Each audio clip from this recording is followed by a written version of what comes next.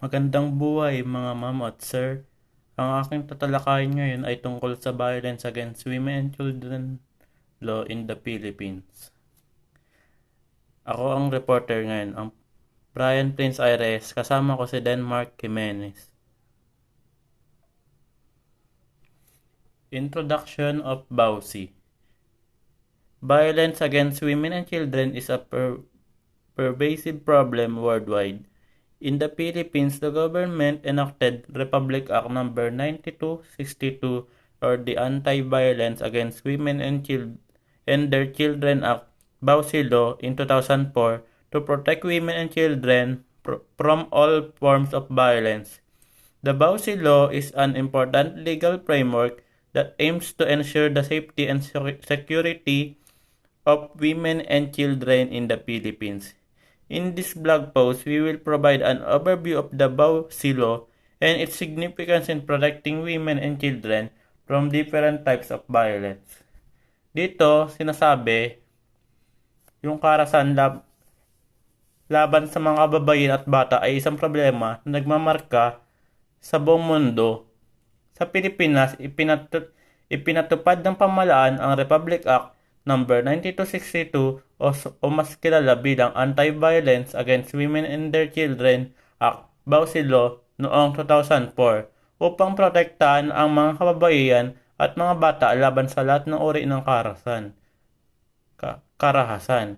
Ang BAUSI Law ay isang mahalagang legal na balangkas na layunin ay siguruhing ligtas at maayos ang kalagayan ng mga kababaihan at mga bata sa Pilipinas.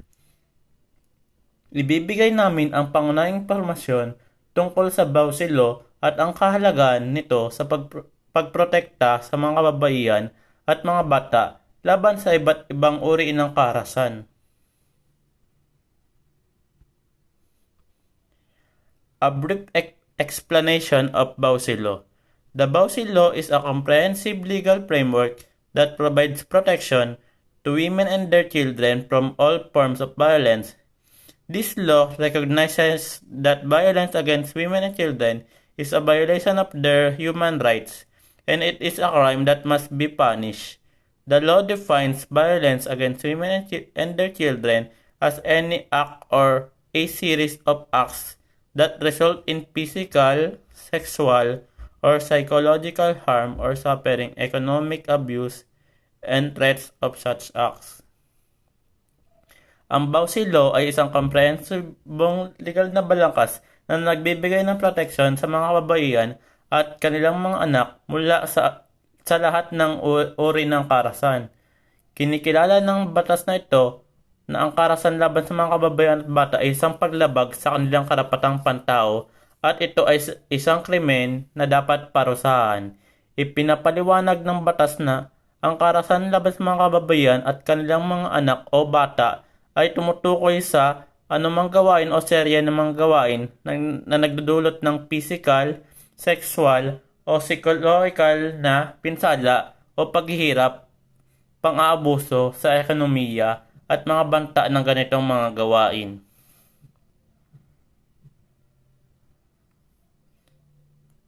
Unang-una na dito yung mga iba't ibang uri ng violence ay sexual violence.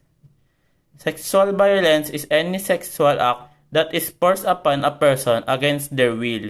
Examples of sexual violence covered by the BAUSI Law include rape, sexual harassment, and prostitution. Sexual violence can have long-lasting psychological effects on the victim, including depression, anxiety, and post-traumatic stress disorder. The BAUSI Law recognizes the importance of protecting women and children from sexual violence by imposing severe penalties on offenders.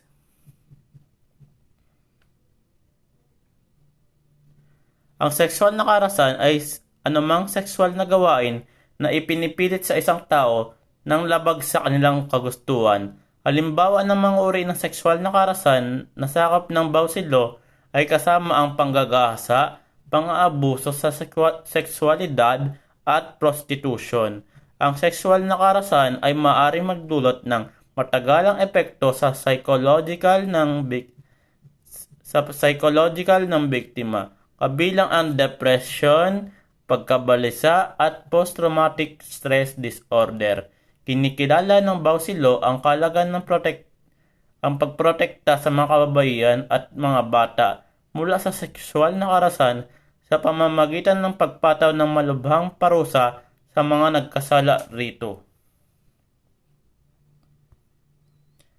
Physical violence is any act of violence that causes physical harm or injury to the victim.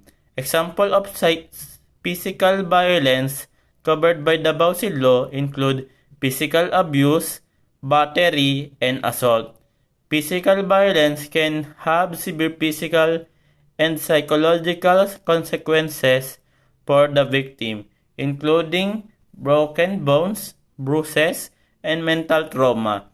The Bausil Law provides protection to women and children from physical violence by imposing penalties on offenders and providing assistance to victims.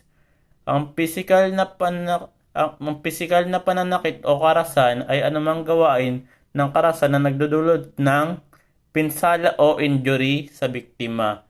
Halimbawa ng physical na karahasan na sakop ng Bausil Law ay kasama ang physical na pang-aabuso, pag-atake at pananakit.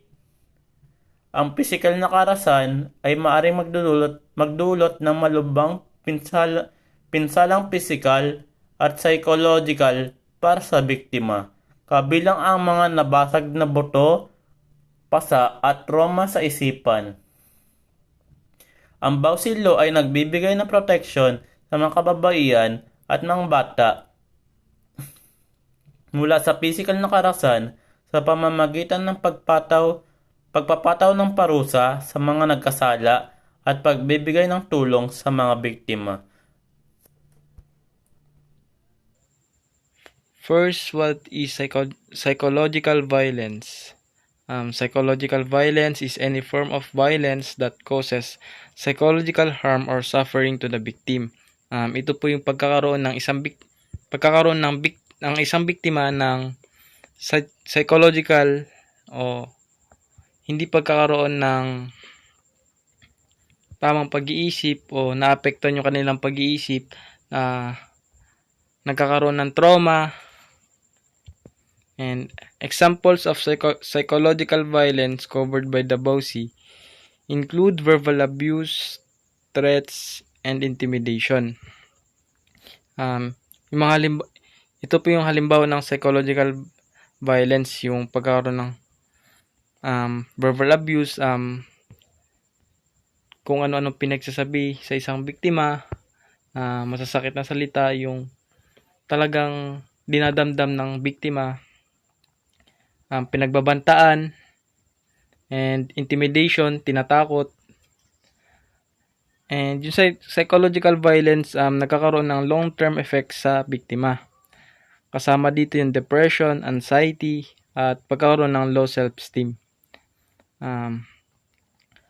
Mahalaga na nare-recognize ng Bausil Law yung pagkakaroon ng protections pagdating sa women and children, pagdating sa psychological violence, na pagbibigay ng assistance sa biktima at imposing penalties para sa offenders.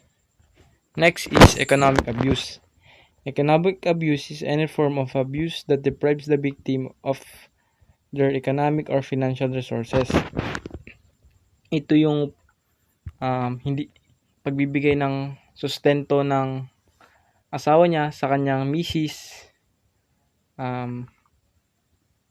Hindi niya ito hinahayaang humawak ng pera na dapat yung babae yung hawak ng pera para siya magmamanage. And also, hindi pagbibigay sustento sa kanilang anak. Example of economic abuse covered by the Bausil include controlling the victim's finances, withholding financial support, and depriving the victim of their property. And yun nga yung sinabi ko, halimbawa ng economic abuse, kinokontrol ng offenders yung biktima pagdating sa financial. And hindi pagbibigay ng suporta sa kanilang anak o sa kanilang pamilya. And gayon din yung economic abuse, mayroon din siyang long-lasting effect pagdating sa biktima. Dito pumapasok yung pagkakaroon ng poverty, homelessness, and pagiging financial dependence. Mahalaga din na dapat nire-recognize yung ng Bausi Law yung pagdating sa economic abuse, sa pagbibigay ng assistance sa biktima upang matulungan ito na makaahon sa trauma na binigay ng offenders.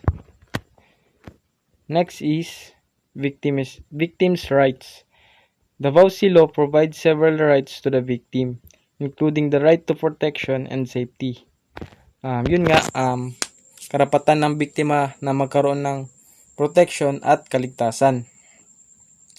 Pagkakaroon ng legal assistance at pagkakaroon ng financial support. Ito yung mga rights na nagsisignificant para masigurado na ang biktima ay makarecover sa trauma. And the Bausi Law also provides the rights to privacy. Pagdating sa Bausi, ito po is masyado siya confidential, kaya mayroon tayong right to privacy, which is essential in protecting the victim's dignity and integrity. Yun nga, para maprotektahan yung dignidad at integrity ng isang biktima.